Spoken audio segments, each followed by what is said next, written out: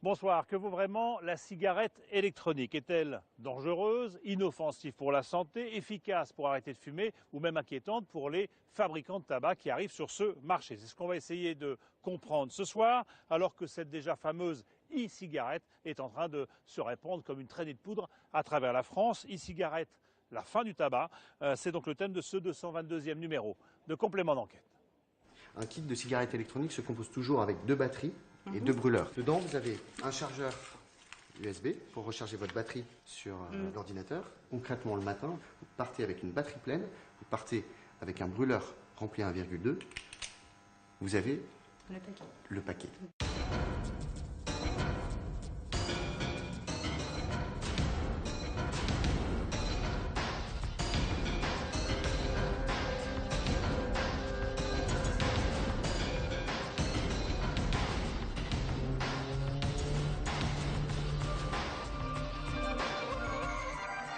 Pendant des dizaines d'années, les cigarettiers ont donc tout fait pour vendre leur drogue, tout y compris les pires mensonges, puisqu'ils connaissaient très bien les dangers qu'ils faisaient courir aux gens avec la nicotine ou avec le goudron. Ces mensonges incroyables, on y reviendra tout à l'heure. Et puis on ira aussi en Indonésie où là, on continue à fumer sans restriction, y compris quand on a 2 ans. Mais d'abord, on va s'intéresser à cette fameuse cigarette électronique qui envahit le marché, qui se vend comme des petits pains aujourd'hui en France, au point d'inquiéter justement les cigarettiers qui se disent que le marché est en train de leur échapper. On va le faire dans des lieux symboliques comme celui-ci. Nous sommes sur une terrasse de café puisque c'est un des lieux rarissimes maintenant où les fumeurs peuvent encore s'exprimer, si je puis dire. On recevra ici Agnès Delrieux, elle est médecin tabacologue, Yves Bure, c'est un ancien député qui se bat toujours contre le tabac, et Stéphane Foucard, un journaliste du Monde qui a enquêté justement sur ces mensonges de cette industrie du tabac. On commence par la e-cigarette, bonne ou mauvaise idée? Enquête de Romain Verlet, de Didier Dahan et d'Olivier Broutin. Et pour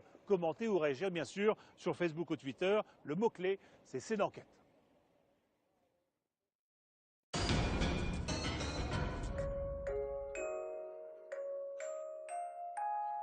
Petit matin frisqué à Angers, dans la grande rue commerçante.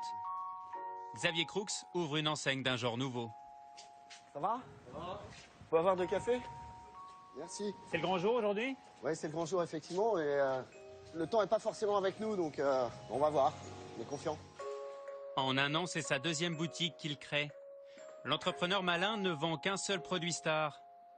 Ni un smartphone, ni une tablette tactile, mais bien la cigarette du futur. Elle est électronique, elle fait un tabac. C'est la 180e boutique de ce type en France. Des magasins qui sont en train de révolutionner les habitudes des fumeurs. Vous me dites que vous fumez plus d'un paquet par jour. Je vais vous faire tester. On part sur une saveur tabac. Ici, on parle de saveur, on rassure et on accompagne le client. Avec, je vais peut-être... Allez-y, vous appuyez, vous maintenez appuyé et vous aspirez doucement. Appuyez sur le bouton, voilà.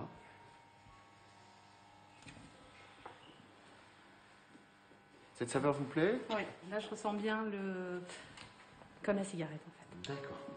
Le discours de Xavier Croux est bien rodé. Ni pharmacien, ni buraliste, le commerçant vend tous les mérites de son gadget high-tech, vendu 70 €. Alors, je vais vous montrer comment se présente un kit. Un kit de cigarette électronique se compose toujours avec 2 batteries et 2 brûleurs. Dedans, vous avez un chargeur USB pour recharger votre batterie sur l'ordinateur. Concrètement, le matin, vous partez avec une batterie pleine, vous partez avec un brûleur rempli à 1,2. Vous avez le paquet. Adieu le paquet de clopes. La e-cigarette transforme du liquide en vapeur. Des petits flacons avec ou sans nicotine que le fumeur va respirer à plein poumon. Une petite recharge comme celle-ci coûte 5,90 €. On a l'équivalent de 7 paquets de cigarettes. À la mi-journée, ça se bouscule dans son magasin. Avec 20 clients conquis, Xavier Croux est déjà rentable. Pour les fumeurs, une vraie économie et l'espoir d'une vie meilleure.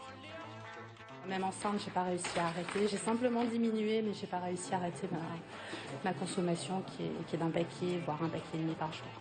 Donc j'espère que ça va m'aider.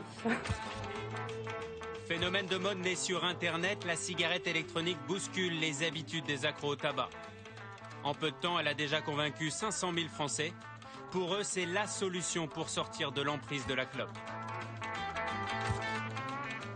J'étais une très très grosse fumeuse, je fumais 2 paquets par jour et je ne fume plus du tout et j'ai plus envie de fumer. Ces adeptes réinvestissent les cafés, comme un pied de nez à toutes les lois interdisant de fumer dans les lieux publics. Certains pays ont interdit la vente de ce produit qu'ils jugent toxique. La France, elle, n'a toujours pas tranché. Aujourd'hui, on ne dit plus fumer, mais vapoter. Et les e-fumeurs s'appellent les vapoteurs. Où et comment sont fabriquées ces clopes 2.0 ? Quel risque pour la santé par rapport à une vraie cigarette ? Il y a peu d'études et encore moins de recul sur cette invention made in China.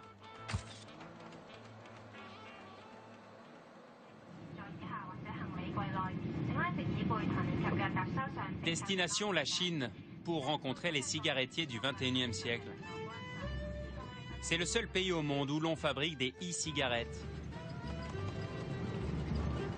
À 2 heures de voiture d'Hong Kong, la ville de Shenzhen, 20 fois la taille de Paris, le poumon de l'industrie chinoise. 200 usines se sont lancées dans la production de ces objets électroniques. Et c'est l'un des leaders qui nous ouvre ses portes, une première. Hello. Good morning. My name is Roman. Oh, Roman, this is Ray. Ah, nice to meet you, Roman. De Kang, ça veut dire la vertu et la santé en chinois. L'usine de 5 étages était dans l'industrie pharmaceutique. Le groupe s'est totalement reconverti dans le business de la e-cigarette. Le marché augmente de manière folle. Le business de la cigarette électronique a pris son envol à partir de 2008.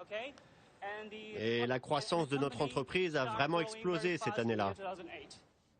À seulement 35 ans, Jackie Zhuan est le vice-président de la société. Et c'est lui en personne qui va nous faire la visite guidée. L'entreprise se veut exemplaire. Mesures de sécurité et d'hygiène obligatoires. Ça, c'est la douche d'air pour se débarrasser de la poussière.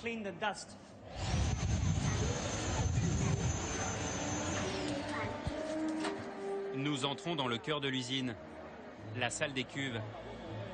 Ici, on fabrique la matière première, le précieux liquide utilisé dans les cigarettes électroniques. Une mixture couleur or, pas de goudron, pas d'ammoniac, pas d'arsenic. Pour Jackie Zhuan, c'est un produit presque 100% naturel. Nous utilisons comme ingrédients des extraits naturels de feuilles de tabac, des solvants et des arômes. Voilà, ce sont les 3 composants principaux. Comme solvant, on trouve du propylène glycol et de la glycérine, des composants utilisés couramment dans les sirops, dans les shampoings et aussi dans les boîtes de nuit pour créer de la fumée. Sur l'emballage, pas un idéogramme chinois. Tout est vendu à l'export, aux États-Unis, en Russie. Chaque jour, De Kang produit 7 tonnes de e-liquide pour une 50aine de pays, et l'Europe est le nouvel Eldorado. Nous avons des usines gigantesques et nous avons tous les certificats et surtout l'expérience. Dans très peu de temps, nous allons produire notre e-liquide en Europe pour le marché français. Et j'espère que les consommateurs français et européens seront plus ouverts à notre produit. Nous allons ouvrir une usine en Roumanie. Une usine identique à celle-ci. À l'étage du dessus, 10 chaînes de fabrication produisent 70 000 cigarettes électroniques par jour. Ni robot, ni rat de laboratoire, tous les produits sont faits main et testés à la bouche, l'un après l'autre, par les ouvriers vapoteurs.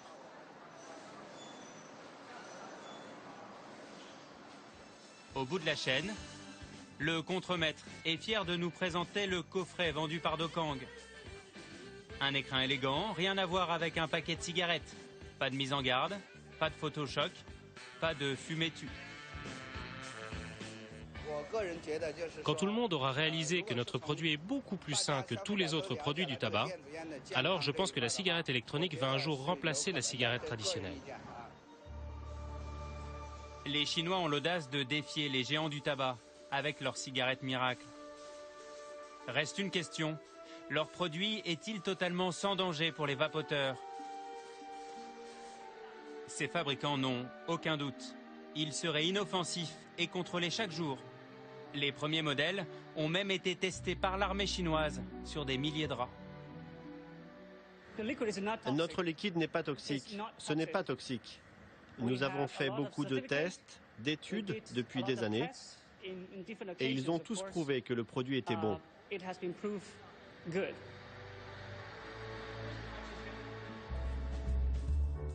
Ce produit révolutionnaire est sorti de la tête d'un modeste pharmacien pékinois. On Link, 57 ans, génial inventeur et fan d'électronique. Est-ce que votre invention vous a rendu riche? Non, pas pour le moment. Mais pourquoi? Parce qu'il y a beaucoup d'imitations, beaucoup de contrefaçons en Chine. Et aussi parce que la société dans laquelle je travaille est toujours en voie de développement. Je ne veux pas ressembler au peintre Van Gogh. J'aimerais bien être riche de mon vivant et ne pas mourir comme lui. Il a fini sur la paille. En attendant la fortune, On Link travaille toujours comme ingénieur dans la même société depuis 10 ans. C'est dans son petit bureau qu'il a eu l'idée du siècle. À l'époque, son père, un gros fumeur, est atteint d'un cancer en phase terminale.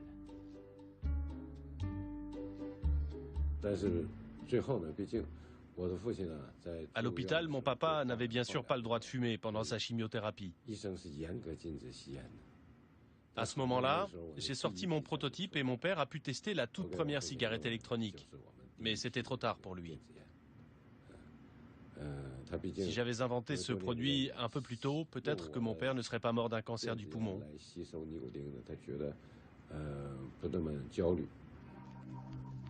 Voici donc la toute première cigarette électronique, créée en mars 2003. Un circuit imprimé, une trentaine de composants, une pile. Un modèle pas très sophistiqué, pas encore miniaturisé, mais ça fonctionne. On Link a travaillé 3 ans sur son prototype.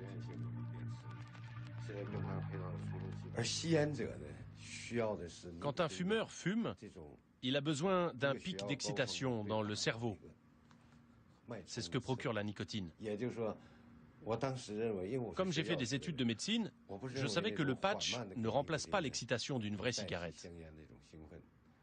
À partir de là, je savais que je devais reproduire le geste de fumer, mais sans absorber de goudron. C'est ainsi que j'ai commencé à concevoir mon projet.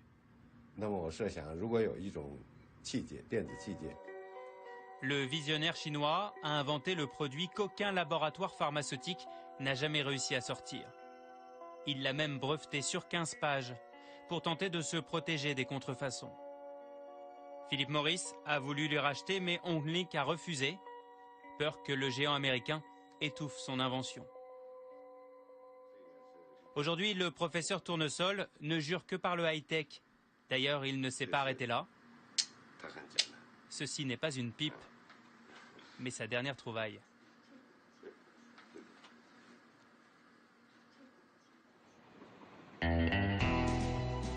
En France, cette invention chinoise sème la pagaille. Pour le moment, ce produit est inclassable. Les buralistes revendiquent l'exclusivité de sa vente, car selon eux, c'est un produit du tabac. Il ne s'agirait pas de perdre des clients fumeurs.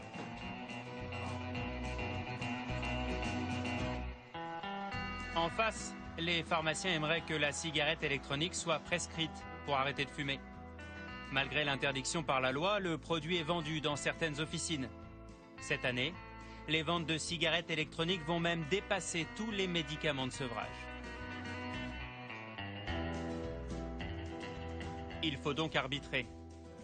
La ministre de la Santé a demandé un rapport au professeur Dotzenberg pour évaluer les effets de cette curieuse cigarette sur notre organisme. Remplacer une vraie cigarette par ça, c'est un gain colossal de risque. Oui, c'est beaucoup mieux de prendre ça que de prendre une vraie cigarette. Mais le mieux, c'est de rien prendre du tout. Donc, il ne faut pas que ce produit soit accessible aux non-fumeurs. Donc ça dépend un peu du produit, mais la façon dont le produit est mis à disposition dans notre société. Bonjour madame. Mais il reste encore beaucoup d'interrogations pour le professeur Dotzenberg. Personne aujourd'hui ne connaît les effets à long terme de cette drôle de vapeur. Dans son service, le pneumologue observe les réactions des patients qui se plaignent d'une nouvelle forme de tabagisme passif. Il n'y a pas d'effet toxique massif, mais il est tout à fait possible qu'il y ait une sensibilité différente d'une personne à l'autre. Donc, quand vous tirez sur une cigarette électronique, il y a quelqu'un à côté de vous, on peut retrouver dans les urines de la personne les traces qu'elle a aussi respiré un peu de la vapeur et de la fumée que vous avez émis. Il semble perplexe, le professeur Dotzenberg. Pas d'études référentes sur le sujet, peu de recul. On ne sait même pas quand le gouvernement français compte légiférer. Alors certains médecins ont décidé de ne plus attendre. À l'hôpital de Périgueux, le docteur Granger lutte contre les ravages du tabac depuis 35 ans. Aujourd'hui, le pneumologue a une bonne nouvelle à annoncer. Les radiographies sont correctes, c'est-à-dire qu'il n'y a aucune image. Pour l'instant, les résultats sont parfaits. Pas de rechute à craindre. Après la découverte de son cancer, Maryse a subi une ablation du poumon.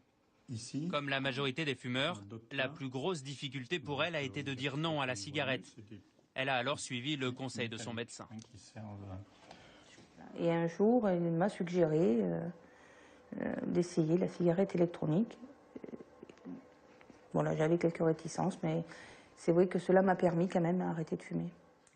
Le pneumologue ne s'interdit pas de recommander des e-cigarettes à ses malades. Il est le seul médecin français à avoir mené une étude sur 100 fumeurs. Résultat à 3 mois, grâce à la cigarette électronique, 8 ont arrêté le tabac et 66 ont fortement diminué. La vapeur de la cigarette électronique, 1000 fois moins dangereux que la fumée de tabac. Et si effectivement tous les fumeurs passaient la cigarette électronique, au lieu de 65 000 morts, il n'y en aurait plus que 65. Donc moi ça m'irait totalement puisque mon seul but c'est d'éviter les problèmes de santé. Loin, très loin des tergiversations françaises, les fabricants chinois trinquent à la bonne santé de leur entreprise.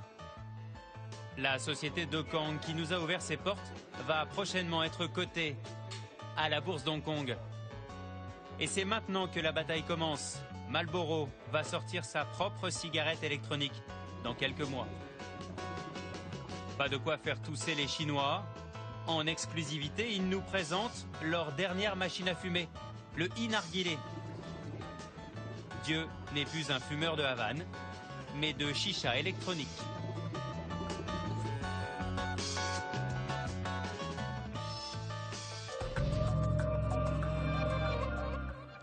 Voilà pour cette enquête de Romain Verlet, de Didier Dahan et de Olivier Broutin. Et on est ici avec vous, docteur Agnès Delrieux, sur cette terrasse du Café Beaubourg, devant Beaubourg. Mais pourquoi cette terrasse? Évidemment parce que c'est l'un des seuls lieux où les fumeurs peuvent encore fumer. Hein, ouais. Ces terrasses extérieures. Et non fermées. Non fermées. Vous êtes médecin tabacologue, vous êtes chargé de mission à l'Office français de prévention du tabagisme et vous travaillez avec le professeur Dotzenberg qui est chargé par la Direction générale de la santé de faire cette étude sur la cigarette électronique. Oui. C'est bien ou c'est pas bien cette cigarette électronique alors? Je ne peux pas répondre oui ou non, parce qu'il y aurait beaucoup Mais votre sentiment à vous? Mon sentiment, c'est que la cigarette électronique, aujourd'hui, par rapport à la dangerosité de la cigarette classique, elle est moins dangereuse. Il n'y a pas de monoxyde de carbone. Le monoxyde de carbone, c'est celui qui est responsable de l'infarctus essentiellement. Il n'y a pas de goudrons qui sont responsables des cancers du poumon. Donc, a priori, la cigarette... Ça, c'est les résultats de la combustion du tabac Tout à et fait. du papier. La cigarette, c'est la combustion sans danger. D'accord. Et en revanche, il y a la nicotine. Et il y a la nicotine. La nicotine, elle, est responsable de l'addiction. Bon alors, c'est pas gênant de vapoter comme ça de la nicotine à longueur de journée? Alors, si on est un non-fumeur, si, c'est gênant et ça va vous rendre malade. Si vous essayez, votre rythme cardiaque va s'accélérer, vous allez avoir mal à la tête, envie de vomir. La nicotine est une substance vénéneuse à forte dose. Qu'est-ce qu'elle fait? Elle agit sur le cerveau? C'est quoi son fonctionnement? C'est-à-dire que notre cerveau, il est fait pour survivre. Je mange, j'évite le danger, Et ça, c'est l'acétylcholine qui se met dans un petit récepteur et qui fait que je vais sécréter de la dopamine et je vais me sentir bien. C'est notre cerveau qui nous aide à survivre. Les drogues, elles ressemblent à cette substance, elles se mettent à la place et elles nous envoient de la dopamine et on fume. Et notre cerveau est leurré et il pense que c'est indispensable à sa survie. Parce que fumer de la nicotine à longueur, vapoter de la nicotine à longueur de journée, il y en a qui vont vous dire, c'est tomber d'une dépendance dans une autre, c'est toujours une dépendance. C'est la même. C'est la même dépendance, et en ce sens-là, c'est dangereux. Est-ce que ces e-cigarettes, il faut qu'elles soient prescrites comme des médicaments ou vendues dans des bureaux de tabac comme une dépendance supplémentaire? Eh bien, aujourd'hui, la discussion est là-dessus. Pour l'instant, c'est quelque chose qui n'est ni un médicament, ni un produit du tabac. Donc, ce n'est ni dans les pharmacies, ni dans les bureaux de tabac. C'est un produit de consommation courante. Et il est arrivé sans qu'aucune étude ne soit véritablement faite. Et justement, ce qui est nécessaire aujourd'hui, c'est de faire des études pour le décider. Alors, je vais donner quelques chiffres là, sur justement les fumeurs en France. Vous allez me dire après comment on peut éventuellement essayer d'arrêter de fumer. Les fumeurs en France, c'est 14 millions de fumeurs, ce qui représente un chiffre d'affaires de 17 milliards d'euros pour l'industrie du tabac en France. Un fumeur sur deux va mourir du tabac. 1 sur 2 va mourir du tabac, ce qui veut dire 73 000 morts par an en France, 200 morts par jour. Et le dernier chiffre à connaître, c'est que 500 000 personnes se sont déjà mis à la cigarette électronique ces dernières années. Autrement dit, c'est un marché qui démarre très très fort. Vous faites des consultations en tabacologie dans les entreprises. Comment est-ce qu'on peut convaincre quelqu'un d'arrêter de fumer? Déjà, ce qui est très difficile pour le fumeur, c'est que si on lui fait peur en lui parlant des problèmes de santé, ça va le stresser et il va se mettre encore plus à fumer. Donc le but essentiel du tabacologue, c'est d'expliquer le gain à arrêter de fumer et puis essayer de contrer toutes les peurs. J'ai peur de grossir, j'ai peur d'être énervé, j'ai peur de m'ennuyer, j'ai peur de ne pas savoir gérer ma colère, etc. Et nous, on les accompagne pour leur apprendre à gérer tous ces problèmes. Mais vous avez un ami qui fume. Vous lui dites quoi pour l'inciter à... Alors, ce que je lui dis que je peux l'aider. Et à partir du moment où je lui dis que je peux l'aider, que je peux l'accompagner, déjà, il se sent mieux. Parce que vous pensez qu'il a quand même au fond de lui l'envie d'arrêter? Tous les fumeurs ont au fond d'eux l'envie d'arrêter. Ils attendent qu'on leur tende la main. Ils attendent qu'on leur tende la main, ils attendent... Plus on vieillit, plus on a arrêté de fumer. Moi, aujourd'hui, j'ai des jeunes gens de 25-30 ans qui me demandent de les aider à arrêter de fumer. Déjà? Déjà. Alors qu'il y a 40 ans, les gens mouraient avec la clope au bec. Donc la prise de conscience est maintenant plus rapide. Et ils me disent, c'est parce qu'on en parle, c'est parce qu'il y a de la prévention. Ah, alors la prévention, est-ce qu'on en fait assez? Est-ce que l'État en fait assez? En France, tout petit peu, puisque si on peut comparer, en Angleterre, ils ont 20% de fumeurs, nous on a à peu près 30%. Eux, ils dépensent à peu près 8 livres par habitant pour aider à la prévention. Ça fait 9,50 € à peu près. Je pense. Alors qu'en France, c'est 0,06 à 0,08 centimes d'euros par habitant. Donc vous dites, aidez-nous, oui. Mettez plus d'argent dans la prévention. Oui. Ça sert à la prévention? Oui, ça sert à la prévention. Une émission comme la vôtre sert pour la prévention. Toutes ces choses-là servent. Et nous, on est heureux de pouvoir y participer. Bon. Et pourquoi cette croisade personnelle contre le tabac, vous? D'où ça vient? Je sais pas, j'ai toujours eu conscience que c'était dangereux. J'ai voulu être docteur pour soigner ma maman, tabacologue pour faire que mon papa s'arrête de fumer. Je sais pas, mais c'est aussi par affection, par amour, par empathie avec ça. Et puis parce que j'avais conscience que c'était quelque chose d'extrêmement dangereux. Merci beaucoup. Merci d'être venu ici devant Beaubourg, sur cette terrasse où on peut fumer, mais là on ne fume pas puisque vous ne fumez pas et moi j'ai arrêté.